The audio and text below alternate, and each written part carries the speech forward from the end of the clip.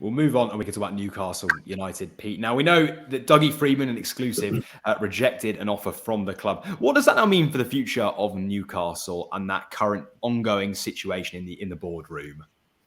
Yeah, obviously it was a blow, I think, for Newcastle to miss out on Dougie Freedman. They had identified him as the number one target to replace Dan Ashworth, but Freedman has decided to stay at Crystal Palace, who have obviously had a really strong end to the season. And again, Oliver Glasner will be preparing for his first full season in charge. So the summer transfer window will be key for Palace to keep hold of their best players.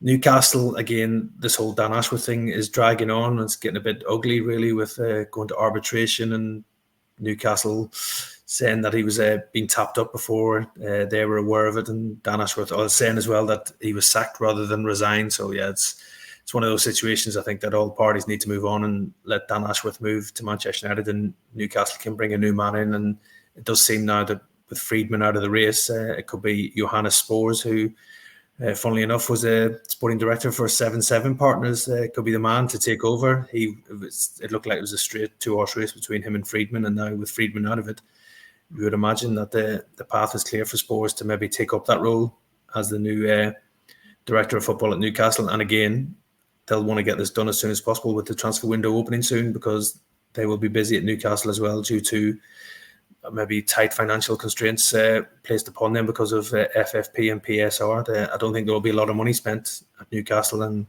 that's been pretty evident that they are looking to tie up the signings of free agents, Tosin Adebayo and Lloyd Kelly, as two of their first signings at the club this summer.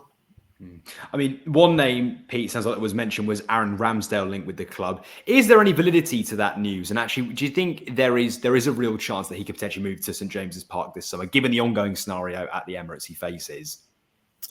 I expect Aaron Ramsdale to leave Arsenal this summer. I don't see him going to Newcastle. I think Ramsdale was pretty clear on that on his social media as well. I just thought it was a strange link. I know Newcastle are looking at a new goalkeeper, but I think it's a number 2 to Nick Pope or somebody who can really push him.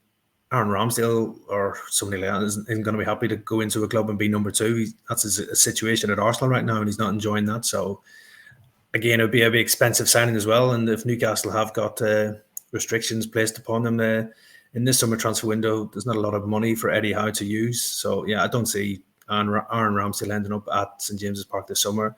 There's obviously links between Eddie Howe and Aaron Ramsdale from their time together at Bournemouth, but I think Newcastle will be looking elsewhere to bring in a new goalkeeper this summer, and I'd imagine Aaron Ramsdale, wherever he does go, if he does end up leaving Arsenal, he'll want to be a number 1 as well. So, yeah, for me, it was a non-starter for me, that potential move to Newcastle. Paul, which positions do they need to target going into this summer? I mean, obviously, Pete's mentioned there Lloyd Kelly, potentially Tosin as well. What other positions should they be targeting going into the window, be it a free agent or a loan or quite a cheap signing, if you'd like to call it that? I think the biggest thing with Newcastle is it depends who leaves. And I think that's what they've got to do first. I mean, you look at the areas. Obviously, Callum Wilson and Isak, they went into the Champions League season. I felt they were a striker like. I mean, there's 2 fantastic strikers if they're both fit for the whole season.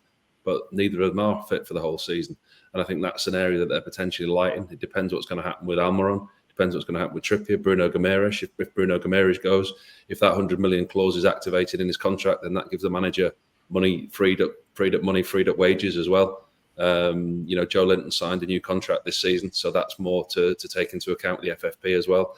I think there's a lot of book balancing to go on at Newcastle, which is unfortunate. And it again, this is why I hate the FFP and the PSR. Why are you stopping the richest club in the world trying to close the gap on the likes of Manchester City, Manchester United, Arsenal, Liverpool, etc., Chelsea at the top of the league that have been there for years, who have been allowed to spend what they want. Newcastle are now the richest club in the world, and they've had the wings clipped, and it's going to be a project that takes them a lot longer. They're going to have to be very careful. Newcastle fans should be looking forward to a transfer window with names like, just off the top of your head, like Mbappe, people like that linked to the club because of the wealth, because of the links and the finances. But now they're not. They're looking at maybe losing their best player because he's got a transfer clause of 100 million, maybe losing a couple more of the best players and having to cut the cloth accordingly and be very wise and clever in the transfer market. I think centre-half is a place that they'll look at. Goalkeeper definitely isn't a place they're going to look at. I mean, Nick Pope's a top-class goalkeeper. He's been injured this season. He's been very unfortunate with injury. Dubravka's come in. He's done okay. I don't think he's made that many mistakes, but you analyse his performances. He's conceded goals that Nick Pope wouldn't have conceded. There's not many mistakes, but actually there's goals that he could have affected and he could have done things about. And I just can't see how Aaron Ramsdale would go to Newcastle and fight to be a number one with Nick Pope. When Aaron Ramsdale in his own right is a number one, he needs to get out of Arsenal and go and play and be a number one somewhere. And from the Newcastle point of view, if they are very, very tight on FFP and PSR, why go and spend a load of money on a goalkeeper when you've already got an England goalkeeper? There's other areas of the pitch that they'll prioritise. Pete, if we take some of those points within there, we've discussed Bruno Guimaraes, his contract, Alexander Isak, another one to mention.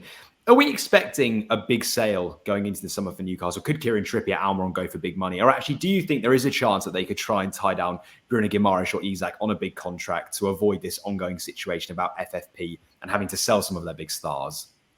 Yeah, Bruno Guimaraes is already on a big deal, so it'll be obviously that release clause. If anybody activates it, I think that'll be the only way that he could potentially leave the summer.